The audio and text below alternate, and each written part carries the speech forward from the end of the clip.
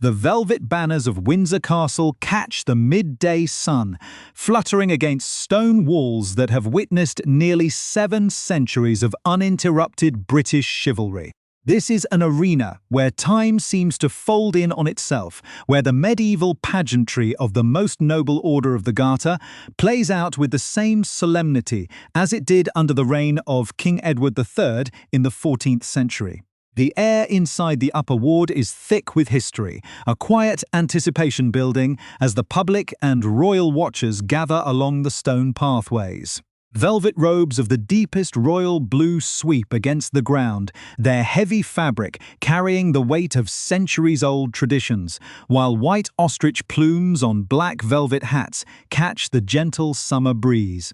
It is a spectacle of pure, unadulterated heritage, a living canvas of British institutional continuity that requires its participants to look entirely at home in a world of ancient codes and rigid protocols. Amidst this backdrop of grand heraldry and glittering gold insignia, every detail is micro-analyzed by the global press, every gesture decoded, and every sartorial choice scrutinized for hidden diplomatic or institutional meaning. The sheer scale of the visual performance creates an atmosphere that is both intensely theatrical and profoundly serious, reminding the world that the monarchy operates not just on political utility, but on the enduring power of visual mystique. To step into this space is to step into a carefully curated living portrait, where the choice of a single thread can spark a worldwide conversation about the future direction of the royal family, as the procession prepares to move from the state apartments toward the historic St. George Chapel. All eyes inevitably turn toward the figures standing on the Galilee porch, waiting to pay their respects to the passing sovereign and his knights. The crowd falls into a respectful hush, and the cameras begin their rapid mechanical click, focusing instantly on a vision of immaculate, understated elegance that seems to blend perfectly with the castle walls. It is a moment of high fashions serving the ultimate institutional purpose, where a perfectly tailored silhouette manages to command attention without uttering a single word. Royal enthusiasts and fashion critics alike lean in closer, sensing that while the look appears entirely traditional at first glance, there is something deeply fascinating happening beneath the surface of this regal appearance.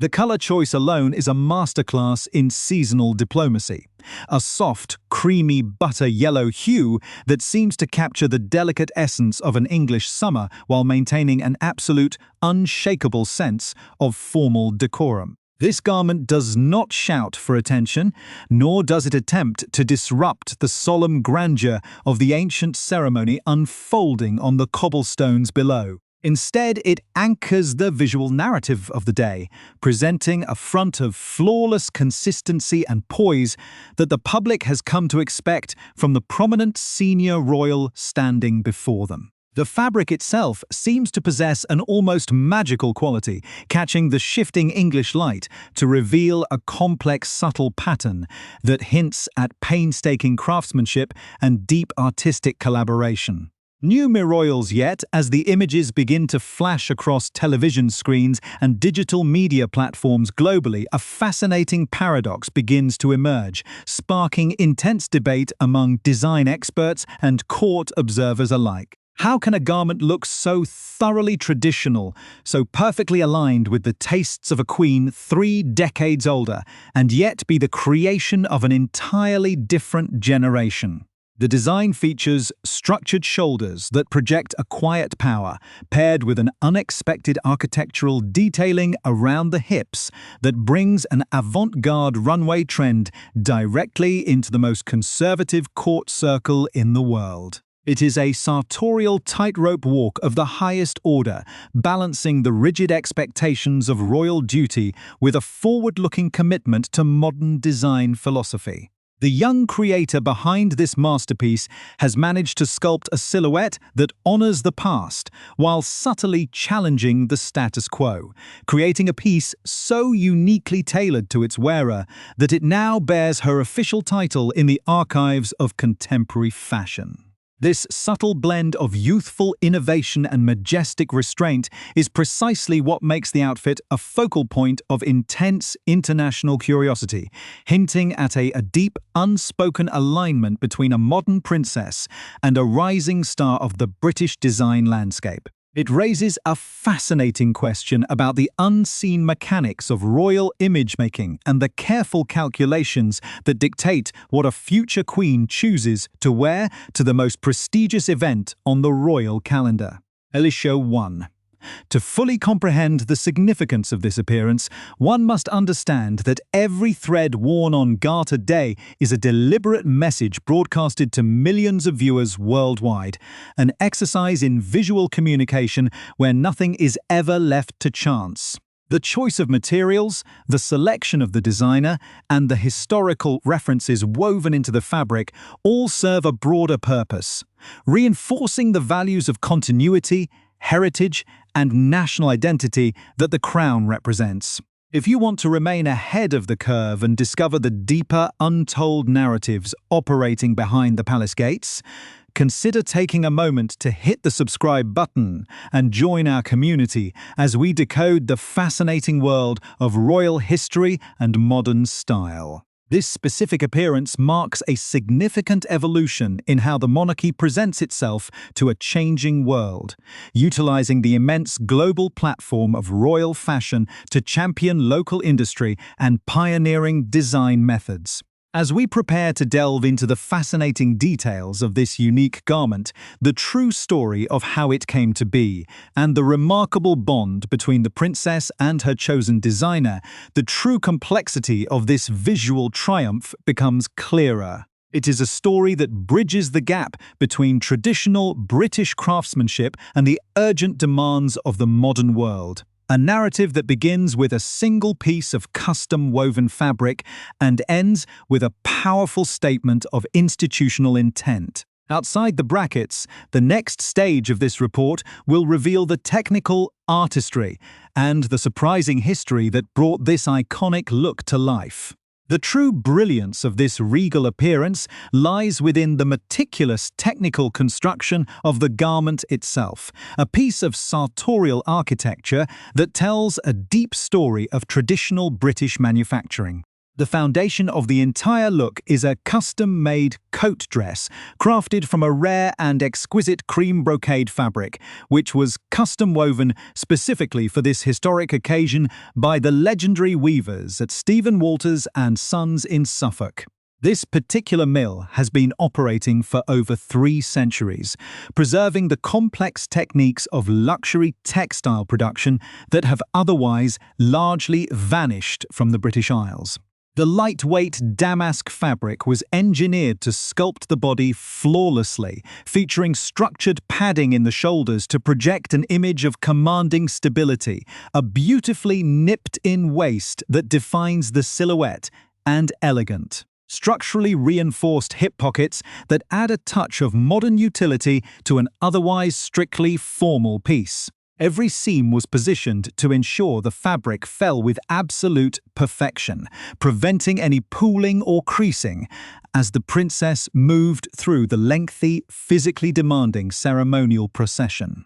To complement this masterfully tailored centerpiece, the ensemble was paired with meticulously selected accessories that mirrored the exact tonal quality of the cream brocade, creating an uninterrupted monochromatic line from head to toe. This included a pair of cream suede Gianvito Rossi 105 pumps, valued at £710, which lent a streamlined elegance to her posture, alongside a classic cream Natasha clutch by Emmy London, priced at £445. The entire look was topped off with a striking Enid Boter hat, priced at £1,930, created by the renowned master milliner Jane Taylor. Featuring an architectural inclination that perfectly framed the face while complying with the strict headwear protocols of the ancient order. The total cost of these visible components easily exceeds several £1,000s. But the cultural and economic value generated by the appearance far surpasses the price tag of the luxury items themselves. In the world of high fashion and global commerce, there is a well-documented phenomenon known as the Kate effect. A powerful economic force where any item worn by the Princess of Wales experiences an immediate exponential surge in global demand. Small independent designers and historic mills can see their entire financial trajectory transformed overnight, with websites crashing under the weight of international traffic and order books filling up for months in advance. Recognizing this immense power, the choice to wear this specific young designer was a deliberate act of institutional patronage. A continuation of a royal tradition where senior women use their global style platforms to elevate and validate the domestic fashion industry. Interestingly, the connection between the princess and this particular designer did not emerge by chance. It was forged through an official palace initiative aimed at fostering creative talent across the United Kingdom.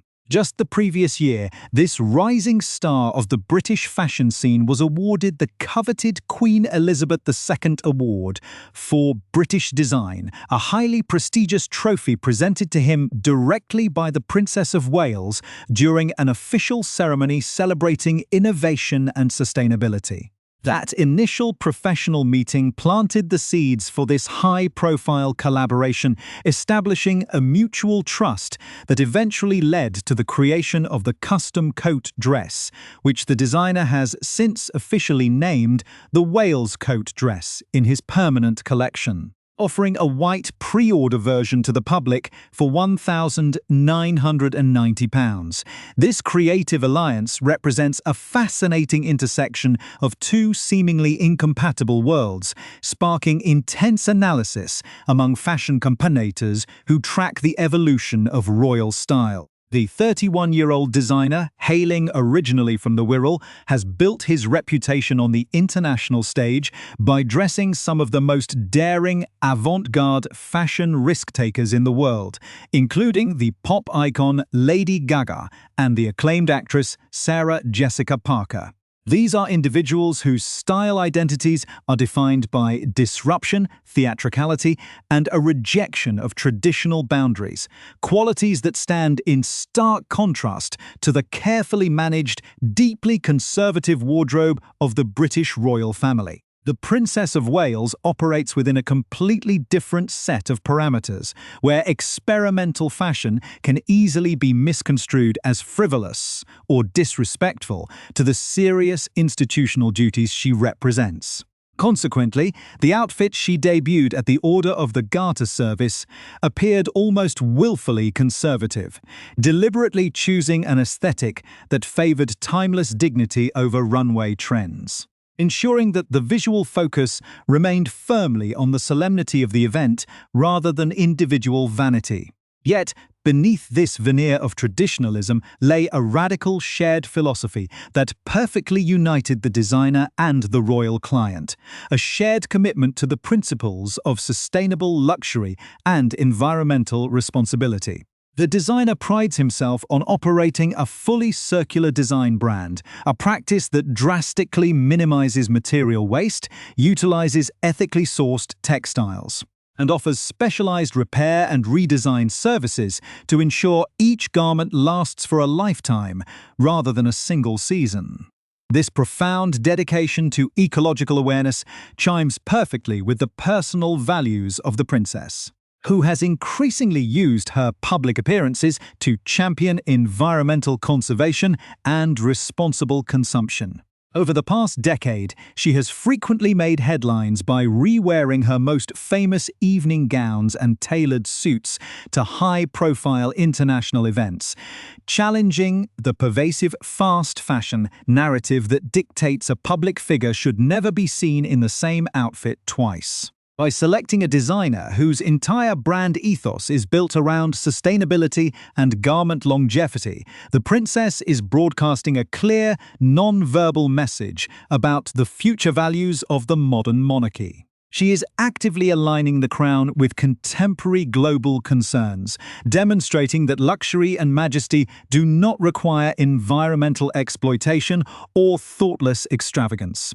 Furthermore, this deliberate sartorial strategy serves a dual purpose within the complex framework of palace public relations, helping to manage the intense media scrutiny that surrounds her personal appearance. For years, court officials have expressed private concern that the global media obsession with her wardrobe choices risked overshadowing her substantive humanitarian endeavors, particularly her long-term work in early childhood development and mental health support. In response to this challenge, the princess has increasingly adopted a uniform of prim, proper, and impeccably dignified garments, creating a visual shield that leaves fashion critics with little to analyze beyond the immaculate correctness of the look. In this brilliant young designer, she has found an ideal creative partner who fully understands both her complex wardrobe requirements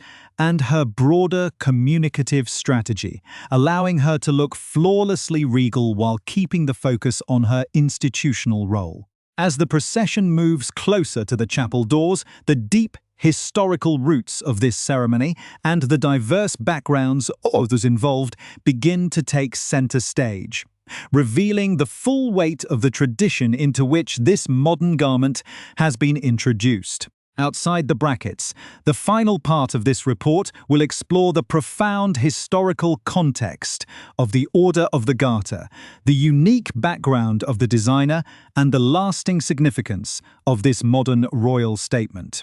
To fully grasp why this moment carries such profound weight, one must understand the immense historical gravity of the Order of the Garter service, an institution that stands as the ultimate symbol of the British honours system. Founded by King Edward III in 1348, the order is the oldest and most senior order of chivalry in the United Kingdom, limited to the sovereign, the Prince of Wales, and no more than 24 full companions. The ceremony itself is an intricate dance of medieval pageantry, where the chosen members walk through the grounds of Windsor Castle, dressed in magnificent vestments that have remained virtually unchanged for centuries. These garments include heavy mantles of blue velvet lined with white taffeta, adorned with a vibrant red velvet hood on the right shoulder and a massive garter badge embroidered with the historic gold motto of the order, which translates to "Shame on him who thinks evil of it." To step into this sacred circle as a participant or a distinguished guest is to become part of an unbroken chain of British history, a living manifestation of state power and cultural preservation. When the Princess of Wales appeared on the steps of St. George Chapel in her custom cream coat dress, she was not merely attending a high society event, she was anchoring the visual legacy of the modern monarchy within a framework of absolute historical continuity.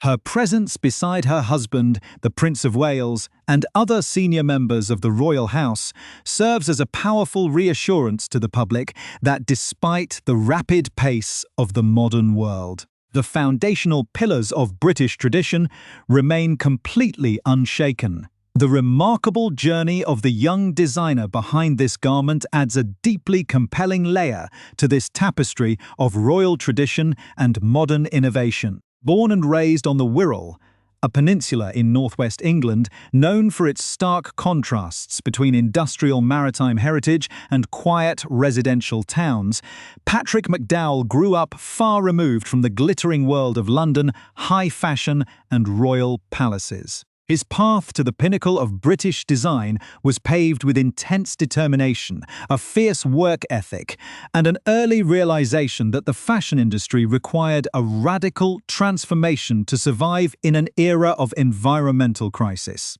After studying at the prestigious Central St. Martin's Art School in London, an institution world-renowned for producing some of the most radical and visionary creative minds in history, he quickly established himself as a powerful advocate for ethical fashion. Rather than conforming to the fast-paced, high-waist cycles of commercial clothing design, he chose to focus entirely on sustainable luxury, championing the use of recycled materials, dead-stock fabrics, and traditional British manufacturing techniques. His rise to prominence was meteoric, drawing the attention of global entertainment icons who valued both his architectural design sensibility and his uncompromising moral stance on environmental responsibility. To transition from designing avant-garde showpieces for international pop stars to sculpting a flawlessly dignified coat dress for the future Queen of the United Kingdom is a testament to his extraordinary versatility as an artist, demonstrating that true tailoring genius can bridge any cultural divide. This collaboration highlights a broader, highly sophisticated strategy currently being deployed by the palace, one that seeks to carefully modernize the monarchy while fiercely protecting its ancient mystique. By choosing a young, overtly sustainable designer from the north of England, the princess is subtly dismantling the old perceptions of royal fashion as an exclusive, out-of-touch luxury reserved only for the elite institutions of London. Instead, she is actively using her global platform to shine a spotlight on regional British talent and the historic industries that form the backbone of the nation's creative economy. The choice of Stephen Walters & Sons to weave the custom brocade fabric is a perfect example of this philosophy in action, celebrating a Suffolk-based family business that has kept the art of luxury silk weaving alive through generations of economic change. This approach ensures that the immense financial and cultural power of the royal wardrobe is directed back into the local communities and traditional crafts that define British heritage, turning a single ceremonial appearance into a powerful engine of domestic economic support. It shows a profound understanding of her role as a modern princess, demonstrating that the crown can be a progressive force for environmental awareness and industrial preservation without sacrificing an ounce of the majestic dignity that the public demands from its royal leaders. As the final notes of the military fanfare echo across the stone courtyards of Windsor Castle and the grand procession disappears behind the heavy oak doors of St. George Chapel, the lasting significance of this day begins to crystallize in the minds of historians and observers alike. This singular fashion moment will be remembered not just for its immaculate aesthetic beauty or its flawless execution of court dress protocols, but as a defining marker of a successful generational transition within the royal house. It proves that the Princess of Wales has masterfully achieved what many thought impossible, creating a personal style that is simultaneously completely traditional and quietly revolutionary, satisfying the strict demands of an ancient institution while championing the urgent global values of sustainability and creative innovation. In an era where every public institution faces intense scrutiny and a constant pressure to justify its relevance to a rapidly changing society, this perfect blend of past and future offers a powerful blueprint for survival. The image of the princess standing in her custom Wales coat dress, framed by the medieval architecture of Windsor, and the timeless blue velvet robes of the Garter Knights will endure as a definitive portrait of the modern British monarchy. A visual statement that honors centuries of sacred history while stepping confidently forward into the challenges of the 21st century. The story that began with a single thread woven in Suffolk ends here on the historic stones of Windsor, a masterful performance of majesty, meaning, and modern leadership that will resonate through the archives of royal history for decades to come.